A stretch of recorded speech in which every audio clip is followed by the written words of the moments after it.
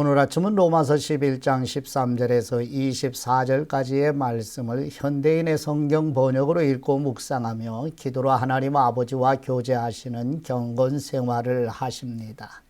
첫 번째 로마서 11장 13절에서 16절 말씀의 내용은 이방인을 위한 사도로 부르심을 받은 바울은 복음을 거절한 이스라엘 백성이 예수 그리스도로 말미암아 구원을 받는 일은 마치 죽은 사람이 다시 살리심을 받는 것처럼 매우 놀라운 일이 될 것이라고 설명하는 내용입니다.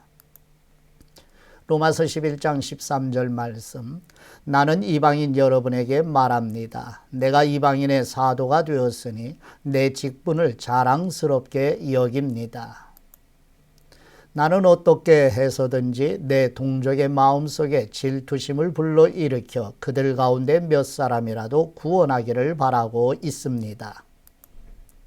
이스라엘이 버림받은 결과로 온 세상 사람들이 하나님과 화목하게 되었다면 하나님께서 그들을 다시 받아주실 때는 죽은 사람이 다시 살아난 것과 같을 것입니다.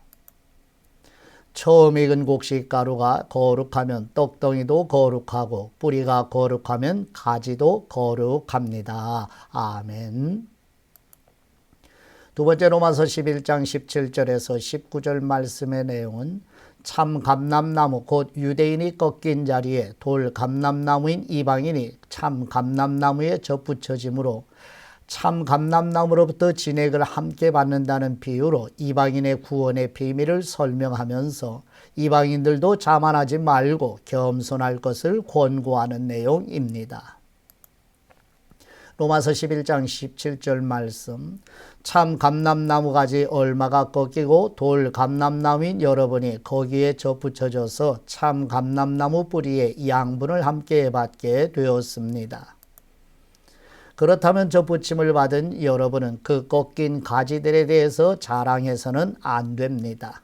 아무리 자랑하여도 여러분이 뿌리를 지탱해 주는 것이 아니라 뿌리가 여러분을 지탱해 주기 때문입니다.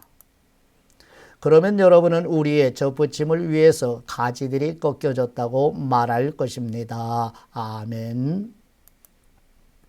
세 번째 로마서 11장 20절에서 22절 말씀의 내용은 원가지 이스라엘 백성이 꺾인 것은 복음을 믿지 않기 때문이며 유대인이 꺾인 자리에 이방인이 접붙여진 것은 복음을 믿기 때문이니 믿지 않는 이스라엘 백성도 아낌없이 꺾으시는 어미로우신 하나님 앞에 이방인들도 겸손한 마음으로 끝까지 믿음 안에 견고히 서라고 권고하는 내용입니다.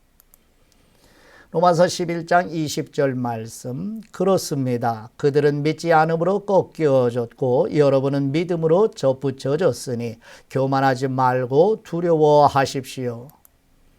하나님께서 원가지인 유대인들도 아끼지 않으셨다면 이방인인 여러분도 아끼지 않으실 것입니다. 그러므로 여러분은 하나님의 자비로우심과 엄하심을 생각하십시오. 넘어진 사람들에게는 하나님이 엄하게 다스렸습니다. 그러나 여러분이 계속 하나님의 은총 가운데 있으면 여러분에게는 자비를 베푸실 것입니다. 그렇지 않을 때에는 여러분도 잘리게 될 것입니다. 아멘.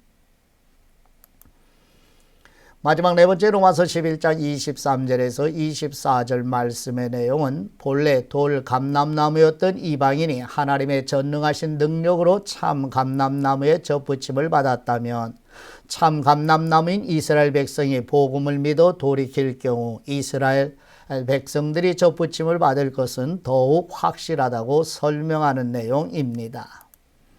로마서 11장 23절 말씀, 꺾인 가지와 같은 유대인들도 그들의 불신앙만 버린다면 접붙임을 받게 됩니다. 이것은 그들을 다시 접붙이실 수 있는 능력이 하나님께 있기 때문입니다.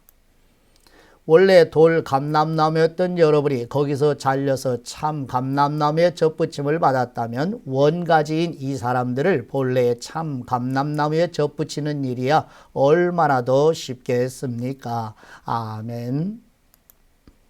하나님 아버지께 받은 말씀으로 하나님 아버지께 기도드립니다. 전지전능하신 우리의 하나님 아버지, 복음을 거절하는 참 감람나무 곧 이스라엘 백성이 꺾인 자리에 돌 감람나무인 이방인이었던 우리를 접붙여 주신 하나님께 영광을 돌려드립니다. 복음을 거절하는 이스라엘 백성을 꺾으시는 어미로우신 하나님 앞에 겸손한 마음을 가지고 어떤 환난에서도 믿음에 굳게 서서 승리하도록 도와주옵소서. 우리의 힘과 소망과 반석이 되시는 우리 주 예수 그리스도의 이름으로 기도드립니다. 아멘.